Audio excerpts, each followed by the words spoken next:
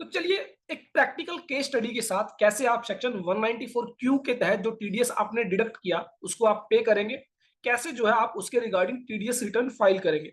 Already हम 194 Q के regarding legal provisions को डिस्कस कर चुके हैं। साथ ही कैसे जो है आप उसकी अकाउंटिंग एंट्री जो है टेली प्राइम के अंदर करते हैं, कैसे आप under section 194 Q TDS deduct करते हैं इन टेली प्राइम, ये ऑलरेडी हम जो है प्रीवियसली डिस्कस कर चुके हैं।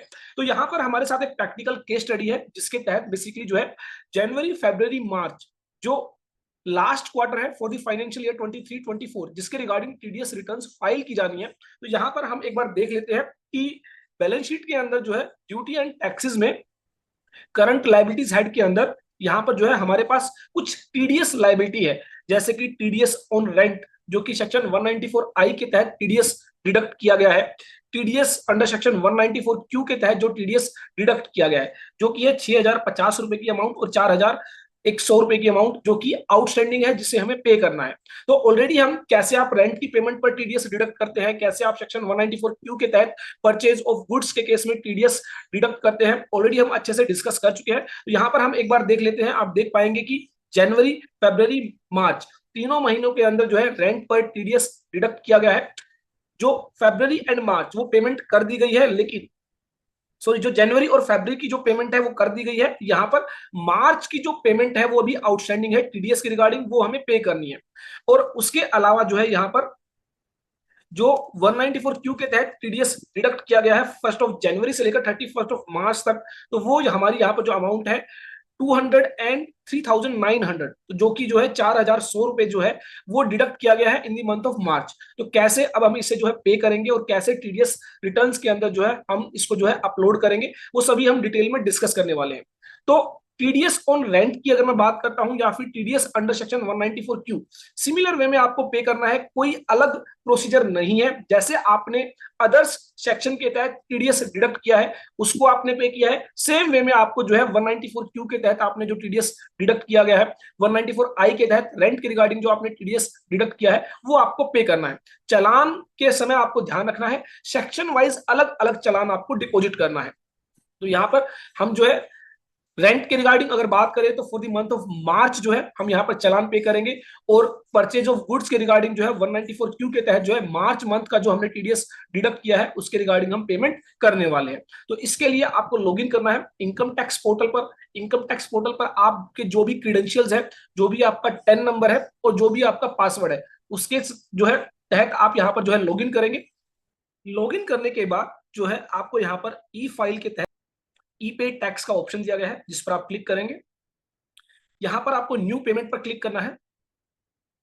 न्यू पेमेंट पर क्लिक करने के बाद आपको असेसमेंट ईयर सेलेक्ट करना है। अगर आप फाइनेंशियल ईयर 23-24 के लिए डिपॉजिट कर रहे हैं तो आपको यहाँ पर असेसमेंट ईयर 24-25 सेलेक्ट करना होगा। उसके बाद आपको यहाँ पर पे टीडीएस टीसीएस का ऑप्शन दिया गया है, उस पर आप प्रोसीड बटन पर क्लिक करेंगे। आप में से जो भी लोग सीखना चाहते हैं income tax, GST, TDS, ESIC, EPF, advance Tally Prime, advance Excel courses, तो ऐसे में आप हमारी वेबसाइट विजिट कर सकते हैं www.allabouttaxes.in, जहां पर बहुत सारे कोर्सेज आपको मिल जाते हैं बहुत ही रीजनेबल प्राइस में। बहुत ही जो है एडवांस लेवल के जो कोर्सेज हैं वो आपको यहाँ पर प्रोवाइड किए गए हैं। प्रैक्टिकल ओरिएंटेड कोर्सेज है, कोई भी थ्योरेटिकल बातें यहाँ पर नहीं है। जो प्रैक्टिकली ओरिएंटेड जो बातें हैं वही बातें की गई है। प्रैक्टिकल वर्कशॉप्स रखी गई है, कैसे आप रिटर्न्स फाइल कर सकते हैं, टैक्सेस की पेमेंट कर सकते हैं, रिकंसिलिएशंस प्रिपेयर कर सकते हैं। आफ्टर दैट यहाँ पर जो है आपको सेक्शन सेलेक्ट करना है, किस सेक्शन के तहत आपको टीडीएस डिपॉजिट करना है। तो यहाँ पर जो आपको सभी सेक्शंस दिए गए हैं, यहाँ पर आपको सर्च करने की फैसिलिटी भी दी गई है। तो परचेज ऑफ गुड्स, तो यहाँ पर आपको जो है deduction of tax at source on payment of certain some for purchase of goods 194 Q जो है आपको यहाँ पर सिलेक्ट करना है और कंटिन्यू बटन पर क्लिक करना है। कंटिन्यू बटन पर क्लिक करने के बाद आपको जो है यहाँ पर सिलेक्ट करना है कि आप जो टीडीएस डिडक्ट कर रहे हैं क्या वो एक जो है कंपनी डिडक्टी है या फिर अदर देन कंपनी डिडक्टी है। इट मींस आपने जिसका टीडीएस डिडक्ट किया है तो वो क्या एक प्राइवेट लिमिटेड या लिमिटेड कंपनी है या फिर other than private limited limited company है। इट मींस वो एक इंडिविजुअल है, एचयूएफ है, पार्टनरशिप फर्म है। तो अकॉर्डिंगली जो है आपको यहाँ पर सेलेक्ट करना है। तो हमारे केस में यहाँ पर जो है अदर देन कंपनी डिडक्टी जो है यहाँ पर सेलेक्ट किया गया है। उसके बाद जो है जो टीडीएस आपने डिडक्ट किया है वो टीडीएस अमाउंट आप यहाँ पर जो है डिपॉजिट करेंगे। तो जो 194 क्यू के रिगार्डिंग है दैट इज 4100। अगर आप डिले डिपॉजिट कर रहे हैं, किसी तरह का कोई इंटरेस्ट है, कोई पेनल्टी है, कोई लेट फीस है, तो वो आप यहाँ पर साथ में ही एंटर करेंगे। तो हमारे केस में यहाँ पर कोई भी जो है डिले नहीं है, तो ऐसे में जो है 4100 रुपीज जो है यहाँ पर एंटर किया है। उसके बाद कंटिन्यू बटन पर क्लिक किया एंड आफ्टर दैट आपको यहाँ पर जो भी पेमेंट मोड है वो सिलेक्ट करना है। अगर आप नेट बैंकिंग से पेमेंट करने वाले हैं, डेबिट कार्ड से पेमेंट करने वाले हैं, आरटीजीएस एनईएफटी के जरिए पेमेंट करने वाले हैं, अगर आप क्रेडिट कार्ड के जरिए पेमेंट करने वाले हैं, तो अकॉर्डिंगली यहाँ पर सभी ऑप्शंस आपको दिए गए हैं। जो भी ऑप्शंस आपके लिए रेलिवेंट है वो ऑप्शन आप सेलेक्ट करेंगे। हमारे केस में हम नेट बैंकिंग के जरिए यहाँ पर पेमेंट करने वाले हैं, तो स्टेट बैंक ऑफ इंडिया को हमने सेलेक्ट किया है, कंटिन्यू बटन पर क्लिक किया। उसके बाद जो है सभी डिटेल्स एक बार फिर से आपके सामने आ जाती है। तो इसके रिगार्डिंग अगर आपका कोई भी जो है यहाँ पर आपको चेक करना है, अगर किसी भी तरह का कोई भी करेक्शन है, तो आप जो है फिर से यहाँ पर बैक बटन का यूज करते हुए उसको जो है करेक्ट करेंगे और उसके बाद पे करेंगे। हमारे केस में सभी चेकिंग करने के बाद जो है हम यहाँ पर पे नाउ पर क्लिक करेंगे।